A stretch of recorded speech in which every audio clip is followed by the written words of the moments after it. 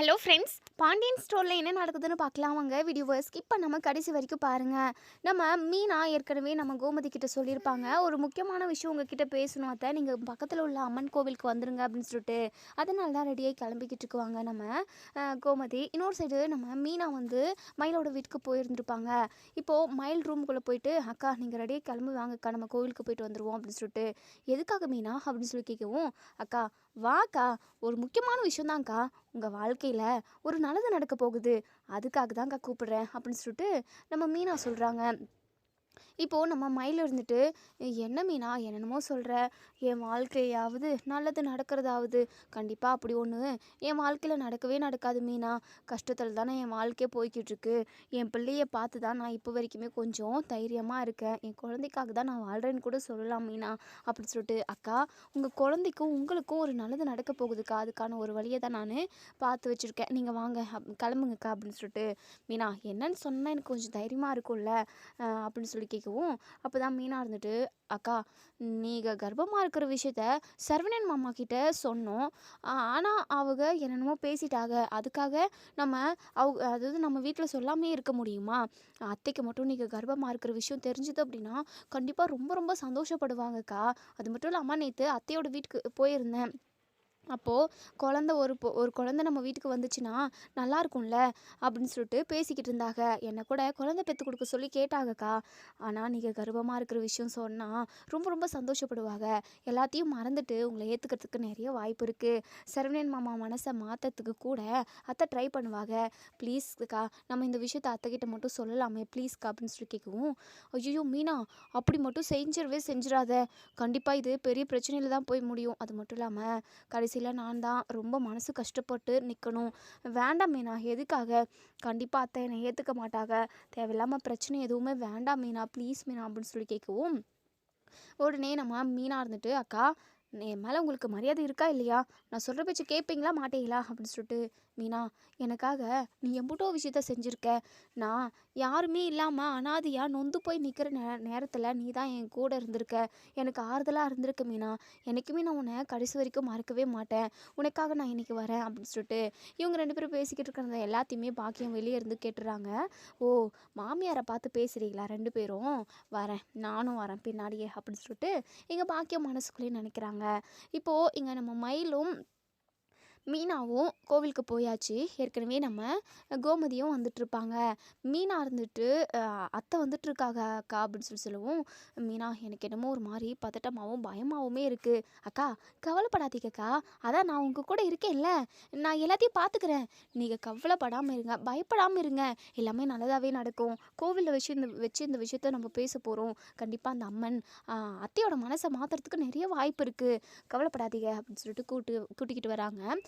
கோமதி, என்ன இந்த மீனா இன்னாராயும் வரவே இல்லை, எம்பிட்டு நேரம் காக்க வைக்கிறா, வீட்டில் அம்புட்டு வேலை இருக்குது, அதை அவகிட்ட சொன்னோம், அப்போ கூட கேட்கல, நான் பேசியே ஆகணும்னு சொல்லிட்டு வர சொன்னா, சொல்லிவிட்டு இப்போ பாரு வந்திருக்காளான்னு சொல்லிட்டு, இவ எப்போ வர்றது, எப்போ வீட்டில் உள்ள ஒட்டுமொத்த வேலையும் நம்ம முடிக்கிறது அப்படின்னு சொல்லிட்டு இங்கே நம்ம கோமதியும் ஒரே புலம்பிக்கிட்டு இருக்கவும் கரெக்டாக மீனா வந்து நிற்கிறாங்க. அத்தை அப்படின்னு சொல்லிட்டு, ஏய் மீனா, என்னடி இம்பிட்டு லேட்டாக வருவ அப்படின்னு சொல்லிட்டு. பக்கத்தில் இங்கே மயிலும் இருக்காங்க. அதாவது மீனா பின்னாடி இருந்து இப்படி முன்னாடி வந்து நிற்கவும் இங்கே கோமதிக்கு பயங்கர கோவம். மயிலோட பேரை சொன்னாவே அவ்வளோ ஒரு கோவப்படுவாங்க.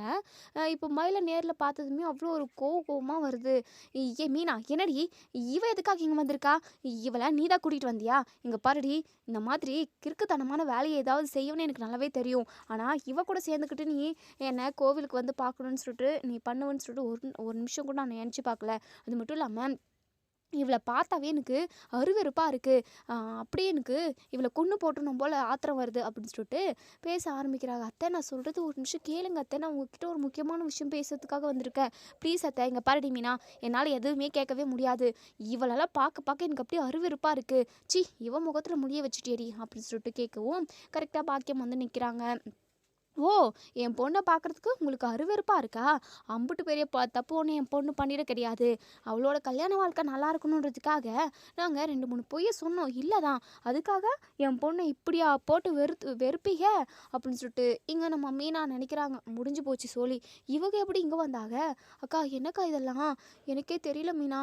நமக்கே தெரியாம வந்திருக்காங்க போல அப்படின்னு சொல்லிட்டு, உடனே மீனா பாக்கியத்துக்கிட்ட ஓடி போய், ஐயோ! ஆன்ட்டி நீங்க எதுக்காக வந்தீங்க? நீங்க வீட்ல இருந்துருக்கலாம்ல. இருமினா நானும் பேசணும்.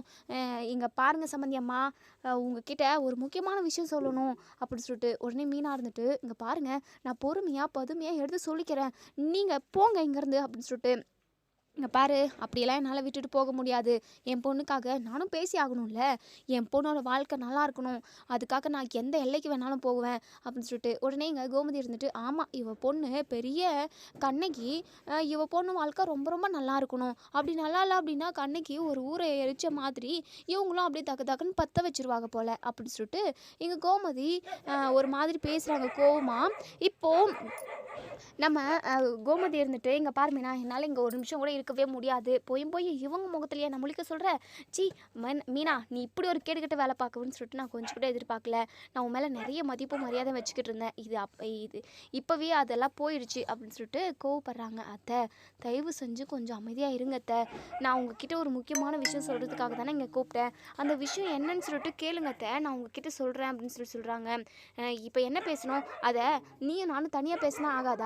இவங்க 2 பேரும் வந்து தான் ஆகணுமா அப்படின்னு சொல்லி கேட்கவும், அத்தை கொஞ்சம் பொறுமையாக இருங்க அத்தை, நான் சொல்ல வரதை கொஞ்சம் கேளுங்க அத்தை அப்படின்னு சொல்லிட்டு, இப்போது என்ன சொல்லு அப்படின்னு சொல்லி கேட்கவும், அப்போ தான் மயில் ப்ரெக்னெண்ட்டாக இருக்கிற விஷயத்த சொல்கிறாங்க. நம்ம குடும்பத்துக்கு ஒரு குட்டி குழந்தை வரப்போகுது அத்தை, மயிலக்கா கர்ப்பமாக இருக்காங்க அப்படின்னு சொல்லி சொல்கிறாங்க. இதை கேட்ட இங்கே நம்ம கோமதி பயங்கரமாக ஷாக் ஆகுறாங்க. ஏய் மீனா என்னடி, என்ன அவங்க கூட சேர்ந்துக்கிட்டு நீயும் நாடகம் நடத்திக்கிட்டு இருக்கியா? இவங்களை பற்றி எனக்கு தெரியாதா? ஏற்கனவே கர்ப்பமாக இருக்குன்னு சொல்லி தானே இவ ஏமாத்தினா. இவளை நம்பி ஊர் ஃபுல்லாக நான் தந்துரம் அடிச்சுக்கிட்டு இருந்தேன். என் மருமக கர்ப்பமாக இருக்கா அப்படின்னு சொல்லிட்டு பெருமை பேத்திக்கிட்டு இருந்தேன். ஆனால் அதெல்லாம் பொய்ன்னு சொல்லிட்டு ஹாஸ்பிட்டலுக்கு போனதுக்கப்புறம் தான் தெரிஞ்சுது இவ கர்ப்பமாக இருக்கான்னு சொன்னா நான் நம்பவே மாட்டேன் அப்படின்னு சொல்லவும், இதை கேட்ட இங்கே நம்ம மீனா இருந்துட்டு, அத்தை இங்கே பாருங்கள் ஹாஸ்பிட்டல் ரிப்போர்ட்டு ஒரு இது மயிலக்கா என்ன முடிவு எடுக்க போனாங்க தெரியுமா? ரொம்பவே நொந்து போய் சாகிறதுக்காக கிணத்துல போய் விழுறது பார்த்தாக. நான் அந்த வழியாக ஆஃபீஸ்க்கு போயிருந்தேன். அப்போ தான் அக்காவை பார்த்து நான் கூட்டிகிட்டு வந்தேன்.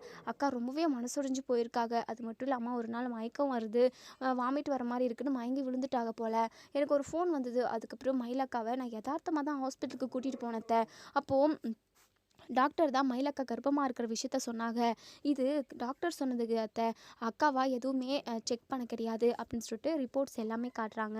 அதை பார்த்துட்டு இங்கே நம்ம கோமதிக்குமே ஷாக்கிங்காக தான் இருக்குது. இருந்தாலும் மயிலை ஏற்றுக்கவே முடியல. அவங்க கர்ப்பமாக இருக்காங்கன்னு தெரிஞ்சு சந்தோஷம்தான் வருது. இருந்தாலும் மயில் குடும்பத்தில் உள்ளவங்க பண்ணது எல்லாமே அவங்க கண்ணு முன்னாடி வந்து நிற்குது. அது அப்படின்னு சொல்லி பேசுறதுக்கே ஒரு மாதிரி தயங்குறாங்க கோமதி. ஸ்டார்டிங்கில் கோவப்பட்டாங்க. இப்போ குழந்தைன்னு உடனே சைலண்ட் ஆகிட்டாங்கன்னு கூட சொல்லலாம். இப்போது இங்கே மீனா இருந்துட்டு, என்னத்தை உங்களுக்கு சந்தோஷமாக இருக்கா? சந்தோஷம்தாண்டி, ஆனால் இவ கர்ப்பமாக இருக்காளே, நீ கர்ப்பமாக இருந்திருந்தா கூட நான் ரொம்ப சந்தோஷப்பட்டிருப்பேன். ஆனால் இப்படி ஒரு பித்தலாட்டிக்காரிக்கு ஒரு குழந்தை பிறக்க போகுது. அந்த குழந்தைய நினச்சி தாண்டி எனக்கு வருத்தமாக இருக்குது அப்படின்னு சொல்லிட்டு, அத்தை நடந்தது எல்லாமே விட்டுருங்க அத்தை, தயவு செஞ்சு அதை பேசி ஒரு பிரயோஜனமும் இல்லை. நான் என்ன சொல்ல வரேன்னா, என்ன சொல்ல வர போகிறேன் மீனா, இவ கர்ப்பமாக இருக்கா, இவளை நம்ம வீட்டுக்கே கூட்டிகிட்டு போகலான்னு நினைக்கிறியா அப்படின்னு சொல்லி கேட்கவும், ஆமாம் அத்தை, அக்கா கர்ப்பமாக இருக்க, நம்ம வீட்டு வாரிசை தானே அக்கா சுமந்துக்கிட்டு இருக்கு. அப்படி இருக்கிறப்போ அக்கா நம்ம வீட்டில் தானே இருக்கணும். ஆமாம் இந்த விஷயம் சரவணனுக்கு தெரியுமா? தெரியும் அத்தை, சொன்னதுக்கு இந்த வயிற்றில் வளர்கிற குழந்த என்னுடையது இல்லை அப்படின்ற மாதிரி அக்காவை ரொம்ப ரொம்ப நோகடிச்சிட்டாங்க. எந்த ஒரு பொண்ணும் இந்த மாதிரி விஷயத்தில் போய் சொல்லுவாங்களா? அத்தை நீங்களாவது கொஞ்சம் புரிஞ்சுக்கோங்க அத்தை, நீங்களும் ஒரு பொண்ணு தானே. சரவணன் மாமாவுக்கு சொல்லி நீங்கள் தான் எடுத்து புரிய வைக்கணும். குழந்தைக்காகவாவது சரவணன் மாமாவும் மயிலக்காவும் ஒன்று சேரணும்ல.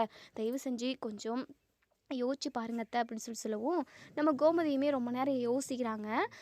இப்போது கோமதி இருந்துட்டு சாமிக்கிட்ட போயிட்டு பூ போட்டு பார்க்குறாங்க. மயிலை வந்து ஏற்றுக்கலாமா வேண்டாமா, அது மட்டும் இல்லாமல் குடும்ப வாரிசாக வயித்துல வளர்ந்துக்கிட்டு இருக்கு அப்படின்றப்போ நம்ம அவளை விடவும் முடியாது அப்படின்ற மாதிரி பூ போட்டு பார்க்குறாங்க. பூ போட்டு பார்த்ததுல தாராளமாக ஏற்றுக்கலாம் உங்கள் பூ அப்படின்ற மாதிரி தான், ஏற்றுக்கலான்ற மாதிரி தான் பூ வருது. உடனே கோமதியுமே சரி மீனா, என்னதான் இருந்தாலும் மயிலை என்னால் மன்னிக்கவே முடியாது, என்ன பண்ணுறது, சரவணனோட வாரிசு அவள் வயித்துல வளர்ந்துக்கிட்டு இருக்கே, அதனால் நான் ஓகே சொல்கிறேன். ஆனால் வீட்டில் உள்ள எல்லாருக்குமே சொல்லிவிட்டு எல்லாரோட சம்மதத்தோட இவளை நம்ம வீட்டுக்கு கூட்டிகிட்டு போகலாம் அப்படின்னு சொல்லிட்டு இப்போது மயிலை வந்து நம்ம கோமதி ஏற்றுக்கிறாங்க. இன்னொரு சைடு இங்கே நம்ம அஞ்சலிக்கு ஒரு புதுசாக ஒரு நியூஸ் கேள்விப்படுறாங்க. அதாவது அவங்க ஃப்ரெண்ட் சர்க்கிள் மூலமாக, அதாவது அஞ்சலியோட ஃப்ரெண்டுக்கு அண்ணா இருக்காங்க இல்லையா, அவங்களுக்கும் மயிலுக்கும் கல்யாணம் நடந்திருக்கு போல். அதாவது சரவணனுக்கு கல்யாணம் நடக்கிறதுக்கு முன்னாடி மயிலுக்கும் அஞ்சலியோட ஃப்ரெண்டோட அண்ணாவுக்கும் கல்யாணம் நடந்திருக்கு. ஏதோ ஒரு பிரச்சனையினால நிறைய அதாவது ஒருத்தருக்கு ஒருத்தர் சண்டை வந்து, அது மட்டும் இல்லாமல் அவங்க குடிப்பாங்க போல், ஒரு சில காரணங்களால் பிரிஞ்சிட்டாங்க. டிவோர்ஸுமே ஆயிருக்கு போல்.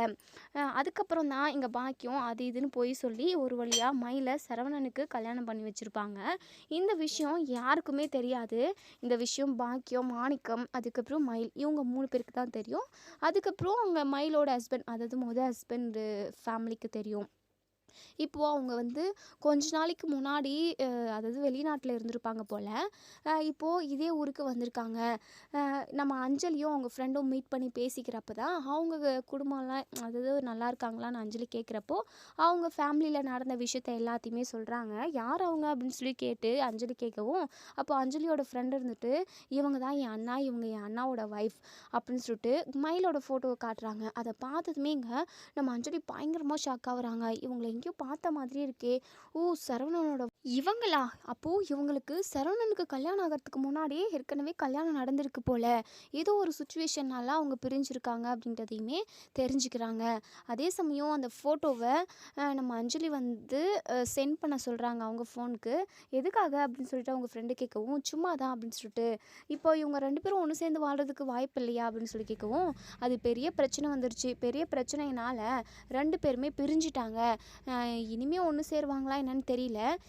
ஆனால் ஒரு விஷயம் கூட நாங்கள் கேள்விப்பட்டுக்கிட்டு இருந்தோம். ஏதோ அந்த மயிலக்கா ப்ரெக்னெண்ட்டாக இருக்காங்களாமே, அது மட்டும் இல்லாமல் அவங்களுக்கு இன்னொரு கல்யாணமும் நடந்துருச்சாமே அப்படின்னலாம் வந்து அவங்க சொல்கிறாங்க. இந்த விஷயமெல்லாம் இவளுக்கு எப்படி தெரிஞ்சிருக்கும் அப்படின்னு சொல்லிட்டு, சரிடி நான் உங்ககிட்ட அப்புறம் பேசுகிறேன் அப்படின்னு சொல்லிட்டு நம்ம அஞ்சலியே வீட்டுக்கு போயிடுறாங்க. வீட்டுக்கு போயிட்டு பயங்கரமாக யோசிச்சுக்கிட்டு இருக்காங்க. என்ன இது, சரவணன் சொன்ன மாதிரி மயில் ஃபேமிலியில் உள்ள எல்லாருமே ரொம்ப ஃப்ராடுக்காரங்களாக இருக்காங்க. படிப்பு விஷயம், வயசு விஷயம்னு, நகை விஷயம்னு இப்படி எக்கச்சக்கமான பொய் சொல்லியிருக்காங்க. ஏதோ ஒரு சுச்சுவேஷனால் அப்படி ஒரு பொய் சொல்லலாம், ஓகே தான். ஆனால் இப்படி ஏற்கனவே கல்யாணம் நடந்திருக்கு, இந்த விஷயத்தையுமே சரவணன் ஃபேமிலிக்கிட்டேருந்து மறைச்சிருக்காங்களே. சரவணன் சொன்ன மாதிரி அவங்க பொய்க்கார குடும்பம் தான். ஐயோ, இந்த விஷயம் மட்டும் சரவணனுக்கு தெரிஞ்சது அப்படின்னா அவ்வளோதான். சரவணன் முன்னாடியே சொல்லியிருந்தாரு, அந்த குழந்தை என்னுடையது இல்லை அப்படின்னு சொல்லிட்டு சொன்னப்போ எனக்குமே கோவம் வந்துருச்சு. எந்த ஒரு பொண்ணையுமே அப்படி சந்தேகப்படக்கூடாது, அப்படி இருக்கவும் மாட்டாங்கன்னு சொல்லிட்டு நான் நினச்சேன். ஆனால் ஒருவேளை இவங்கள வயிற்றில் வளர்கிற குழந்தை ஹஸ்பண்டுக்கு பிறக்க போகிற குழந்தையா இருக்குமோ. இப்போது ஒரு 3-4 மாதமாகவே சண்டையில் தான் போய்கிட்டு இருக்கு. அவங்க அம்மா வீட்டில் தான் இருக்காங்க. இப்படி ஒரு சுச்சுவேஷனில் அந்த மயில் ரொம்ப ப்ரெஷரில் இருக்கிறப்போ அவங்க மீட் பண்ணி பேசி ஏதாவது அவங்களுக்குள்ளே நடந்திருக்குமோ அப்படின்லாம் இங்கே நம்ம அஞ்சலி வந்து யோசிக்கிறாங்க. இல்லை இப்படியெல்லாம் நடந்திருக்காது அப்படின்னு யோசிக்கிறாங்க. என்ன பண்ணுறது, இந்த விஷயத்த சரவணன்கிட்ட சொல்லாமா வேண்டாமா அப்படின்னு சொல்லிட்டு பயங்கர குழப்பத்தோடு இருக்காங்க. இப்போது சரவணன் கடையிலேருந்து அஞ்சலிக்கு கால் பண்ணவும் அஞ்சலி சரவணனோட நம்பரை பார்த்ததும் பயங்கரமாக ஒரு மாதிரி பதட்டப்படுறாங்க. என்ன சரவணன் எதுக்காக நமக்கு இப்போ கால் பண்ணுறாரு அப்படின்னு சொல்லிட்டு, சரி சும்மா தான் பண்ணுவார் போல் அப்படின்னு சொல்லிட்டு கால் அட்டன் பண்ணி, சொல்லு சரவணா அப்படின்னு சொல்லிட்டு, அஞ்சலி எனக்கு ஒரு டெலிவரி வருது கோவில் பக்கம் தான், அப்படியே உன்னை பார்க்கணும் போல் இருக்குது, என் மனசில் உள்ளதெல்லாம் உன்கிட்ட பேசணும்னு தோணிக்கிட்டே இருக்குது. அஞ்சலி நீ கோவிலுக்கு வருவியா, நானும் வந்துடுறேன் அப்படின்னு சொல்லிட்டு இப்போது அதே இடத்துல தான் இங்கே பாக்கியம் கோமதி அவங்கெல்லாம் நின்று பேசிக்கிட்டு இருக்காங்க. நெக்ஸ்ட் என்ன பண்ணலாம் அப்படின்னு சொல்லிட்டு, அதே சமயம் நம்ம மயில் வந்து கோமதி காலில் விழுந்து மன்னிப்பு கேட்டு இப்படியெல்லாம் பேசிக்கிட்டு இருக்காங்க. இன்னொரு சைடு நம்ம சரவணனுமே ஒரு டெலிவரி பண்ணணுன்றதுக்காக பொருளெல்லாம் எடுத்து வச்சுட்டு அந்த அம்மன் கோவிலுக்கே தான் வந்துக்கிட்டு இருக்காங்க. நம்ம அஞ்சலியுமே ஒரு பதட்டத்தோடவே சரவணனை பார்க்குறதுக்கு அதே கோவிலுக்கு வராங்க. இப்போது நம்ம கோமதி, பாக்கியோ இவங்க எல்லாருமே கோவில் பின்னாடி பேசிக்கிட்டு இருக்காங்க. இப்போது நம்ம சரவணனும் அஞ்சலியும் மீட் பண்ணுறாங்க கோவிலுக்கு முன்னாடி. உள்ளே வந்துடுறாங்க கோவிலுக்குள்ள. வந்து இங்க நம்ம சரவணன் இருந்துட்டு, "அஞ்சலி என்னமோ தெரியல, மனசுக்கு ஒரு மாதிரி பாரமாக இருக்கிற மாதிரி இருந்தது. உன்னை பார்த்து பேசினா அதெல்லாம் சரியாயிடும்னு தோணிக்கிட்டே இருந்தது. அதான் சும்மா கூப்பிட்டேன். நீ எதுவும் நினச்சிக்காத." "ஐயோ அதெல்லாம் நான் எதுவும் நினச்சிக்க மாட்டேன் சரவணா. உனக்கு எவ்வளோ கஷ்டம் இருந்தாலும் நீ என்கிட்ட தாராளமாக சொல்லலாம். நான் எப்போவுமே உன்னுடைய பெஸ்ட்டு ஃப்ரெண்டாக நான் உன் கூடவே இருப்பேன்." அப்படின்னு சொல்கிறாங்க. இப்போது ஒரு மாதிரியாகவே இருக்காங்க. எப்போவுமே நார்மலாக பேசுகிற மாதிரி நம்ம அஞ்சலி பேசவே இல்லை. முகமும் ஒரு மாதிரி இருக்குது. இந்த விஷயத்த சரவணன்கிட்ட சொல்லாமா வேண்டாவான்னு சொல்லிட்டு மனசுக்குள்ளே ஒரு யோசனை ஓடிக்கிட்டே இருக்குது. இப்போது சரவணன் இருந்துட்டு, "அஞ்சலி என்ன நீ எப்பவும் போல் நார்மலாக இல்லவே இல்லையே நீ. ஏதோ ஒரு யோசனை உன் மனசுக்குள்ளே ஓடிக்கிட்டே இருக்குது. ஏதாவது சொல்லணும்னு நினச்சா கூட சொல்லு அஞ்சலி." "அதெல்லாம் ஒன்றும் இல்லை சரவணா. அது வந்து அப்படின்னு சொல்கிறாங்க, திக்குறாங்க. "இல்லை அஞ்சலி, உன் மனசுக்குள்ளே ஏதோ ஒரு விஷயம் ஓடிக்கிட்டே இருக்குது. எனக்கு நல்லாவே தெரியுது. சொல்லு அஞ்சலி, எதுவாக இருந்தாலும். நான் உன்கிட்ட எந்த விஷயமுமே மறைக்கிறதில்ல தெரியுமா? நீயும் அப்படி இருப்பேன்னு நினச்சேன். அப்போது நீ எனக்கு பெஸ்ட்டு ஃப்ரெண்டு இல்லை போ." அப்படின்னு சொல்லிட்டு நம்ம சரவணன் அப்படியே கோச்சிக்கிறாங்க. "சரவணா, இல்லை சரவணா, சொல்லக்கூடிய விஷயமா இருந்திருந்தா நான் உன்கிட்ட சொல்லியிருப்பேனே. ஆனால் இது உன்கிட்ட சொல்லவே கூடாதுன்னு நினைக்கிற விஷயம்." அப்படின்னு சொல்லவும், "என்ன அப்படி என்ன விஷயம்? எனக்கு தெரியக்கூடாதுன்னு நினைக்கிற அளவுக்கு அவ்வளோ பெரிய விஷயமா? இப்போவே நான் அதை தெரிஞ்சுக்கிட்டே ஆகணும். அந்த விஷயத்த மட்டும் நீ என்கிட்ட சொல்லலை அப்படின்னா நான் உன் கூட பேசவே மாட்டேன் அஞ்சலி." அப்படின்னு சொல்லிட்டு இங்கே நம்ம சரவணன் முகத்தை திருப்பி வச்சுக்கிறாங்க. உடனே நம்ம அஞ்சலி இருந்துட்டு, "சரவணா, இந்த விஷயத்த இப்போ இங்கே பேச வேண்டாம். நம்ம கோவிலுக்கு பின்னாடி போயிடுவோம் வா." அப்படின்னு சொல்லிட்டு இங்கே நம்ம கோமதி எல்லாம் பேசிக்கிட்டு இருக்க இடத்துல அந்த ஒரு மூலையில் போய் பேசுகிறாங்க. "சரவணா" அப்படின்னு சொல்லிட்டு இங்கே அஞ்சலி சரவணன் கூப்பிடவும் கரெக்டாக இங்கே கோமதியுமே அங்கேருந்து பார்க்குறாங்க. "சரவணனு யாரோ ஒரு பொண்ணு கூட பேசிக்கிட்டு இருக்கா." அப்படின்னு சொல்லிட்டு கிட்ட பேசுறதுக்காக, "இருமி நான் வரேன்." அப்படின்னு சொல்லிட்டு அதாவது சரவணன் கூட பேசுறதுக்காக போகிறாங்க. அப்போ தான் இங்கே நம்ம அஞ்சலி வந்து விஷயத்த ஓப்பன் பண்ணுறாங்க. "சரவணா, நீ சொன்ன மாதிரியே உன் ஒய்ஃபு சரியான ஃப்ராடு. அவங்க சரியான கேடு கெட்டவங்க தான். நீ சொல்கிற மாதிரி அவங்க வயித்துல வளர்கிற குழந்த உன்னுடையதா இல்லை யாருடையதானே தெரியல. எனக்கே இப்போது சந்தேகம் வந்துருச்சு. முன்னாடி அவங்க மேலே நான் எந்த ஒரு சந்தேகமும் படலை, அவங்கள தப்பாகவும் நினைக்கல. ஆனால் இப்போ தப்பாக நினைக்கணும்னு தோணுது. ஆனால் அது எந்த அளவுக்கு உண்மைனாலாம் எனக்கு தெரியாது சரவணா." அப்படின்னு சொல்லவும், இப்போது எங்கள் சரவணன் இருந்துட்டு, "என்ன அஞ்சலி, திடீர்னு மயிலை பற்றியெல்லாம் பேசுகிற, அவளை பற்றி எதுக்காக பேசிக்கிட்டு?" "இல்லை சரவணா, அவங்கள பற்றி ஒரு விஷயம் எனக்கு நான் கேள்விப்பட்டேன்." அப்படின்னு சொல்லிட்டு இப்போது இங்கே நம்ம கோமதியுமே அதை கவனிச்சுக்கிட்டு தான் இருக்காங்க. ஏதோ மயில் பற்றின விஷயமா பேசிக்கிட்டு இருக்காங்க அப்படின்னு சொல்லிட்டு இப்போது சரவணன் கிட்ட ஃபோட்டோவை காட்டி, "இங்கே பாரு சரவணா, இவங்க 2 பேருக்கும் கல்யாணம் நடந்திருக்கு. இவ் மயில் தானே இது?" "ஆமாம் சரவணா, மயிலுக்கு உனக்கு கல்யாணம் நடக்கிறதுக்கு முன்னாடியே ஏற்கனவே ஒரு கல்யாணம் நடந்திருக்கு சரவணா." அப்படின்னு சொல்லிட்டு இங்கே அஞ்சலி சொன்னதை கேட்டு நம்ம சரவணனுக்கு அப்படியே கதி கலங்கி போகுது. பின்னாடி இருந்து நம்ம கோமதியுமே அப்படியே கண்ணெல்லாம் உருட்டி பார்க்குறாங்க. "என்ன, மயிலுக்கு ஏற்கனவே கல்யாணம் நடந்துருச்சா?" அப்படின்னு சொல்லிட்டு அதிர்ச்சியாக பார்க்குறாங்க. நம்ம சரவணன் இருந்துட்டு, "என்ன சொல்கிற அஞ்சலி, நீ சொல்கிறது உண்மையா? அப்போது நகை விஷயத்தில் பண விஷயத்துலன்ட்டு படிப்பு விஷயம், வயசு விஷயம்னு இப்படி எக்கச்சக்கமான பொய்யை சொன்னாங்க. அப்போது கல்யாண விஷயத்துலேயும் மறைச்சிருக்காங்களா? ஐயோ கடவுளே! அவளெல்லாம் எதுக்காக தான் நான் கல்யாணம் பண்ணணும்னு சொல்லிட்டு தலையை அடிச்சுக்கிட்டு பயங்கரமாக அழுகுறாங்க. நம்ம கோமதிக்கு அவ்வளோ ஒரு பரிதவிப்பாக இருக்குது. நம்ம அஞ்சலி இருந்துட்டு, "சரவணா, அதுக்காக தான் நான் உன்கிட்ட இந்த விஷயத்த சொல்லக்கூடாதுன்னு நினச்சேன். சொல்லலாமா வேண்டாவான்னு சொல்லிட்டு என் மனசுக்குள்ள ஒரு கேள்வி இருந்துக்கிட்டே இருந்தது. நீ இப்படி அழுவுன்னு தெரிஞ்சிருந்தா கண்டிப்பாக நான் சொல்லியிருக்கவே மாட்டேன்." நம்ம சரவணன் சொல்கிறாங்க, "அஞ்சலி, நான் அவளை நினச்செல்லாம் அழலை. என்ன நினச்சி தான் அழுகிறேன். நான் எவ்வளோ பெரிய முட்டாளாக இருந்திருக்கேன்ல. ச்சே, என்னை நினைக்கிறப்போ எனக்கே அசிங்கமாக இருக்குது அஞ்சலி." அப்படின்னு சொல்லிட்டு பயங்கரமாக அழுகுறாங்க. "இங்கே பாரு சரவணா, அதெல்லாம் ஒன்றுமே இல்லை. தயவு செஞ்சு நீ கோவப்படாமல் இரு, அழுகாமல் இரு. தயவு செஞ்சு ப்ரெஷர் ஆகாத." அப்படின்னு சொல்லிட்டு சமாதானப்படுத்திக்கிட்டு இருக்காங்க. நம்ம கோமதிக்கு நெஞ்சு வலி வர மாதிரியே இருக்குது. "சரவணா, நான் சொல்கிறத கேளு சரவணா. தயவு செஞ்சு கொஞ்சம் ரிலாக்ஸ் ஆகு." அப்படின்னு சொல்லவும், "இல்லை அஞ்சலி, இதை என்னால் ஏற்றுக்கவே முடியல. அப்போது நான் சந்தேகப்பட்டது உண்மைதான். கண்டிப்பாக அந்த மயில் வயித்துல வளர்கிற குழந்த என்னுடையதா இருக்கவே இருக்காது. இருக்கிறதுக்கு வாய்ப்பும் இல்லவே இல்லை. அவ அவளோட புருஷனுக்கு பிறக்க போகிற குழந்தையா தான் இருக்கும் அப்படின்னு சொல்லிட்டு இங்கே நம்ம மயிலை தப்பாக ஜட்ஜ்மெண்ட் பண்ணிடுறாங்க. அவங்களுக்கு கல்யாணம் நடந்தது எந்த அளவுக்கு உண்மைன்னு தெரியல. ஒருவேளை மயிலை மாதிரி வேற ஆள் கூட இருக்கலாம் இல்லையா? அது எந்த அளவுக்கு உண்மை அப்படின்றதையே நம்ம அஞ்சலிக்கு தெரியல. இருந்தாலும் இப்படி ஒரு விஷயத்த கேள்விப்பட்டதுமே அதிர்ச்சியில் அவங்களும் வந்து நம்ம சரவணன் கிட்ட சொல்லியாச்சு. சரவணனுமே இப்போது மயிலை ரொம்பவே வெறுக்கிறாங்க.